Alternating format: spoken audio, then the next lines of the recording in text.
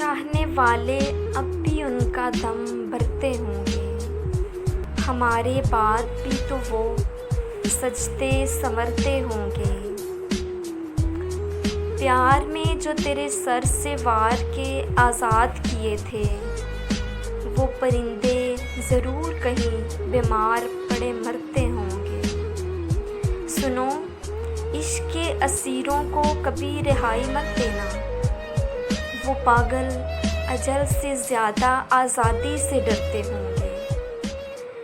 تیرے بہانے سب سے ادب سے پیش آنے والے تیرے بعد نہ جانے کس کس سے لڑتے ہوں گے۔ جن کو لفظ محبت سے اس قدر نفرت ہے ہانی، جن کو لفظ محبت سے اس قدر نفرت ہے ہانی، گئے دنوں میں وہ بھی تو محبت کرتے ہوں گے۔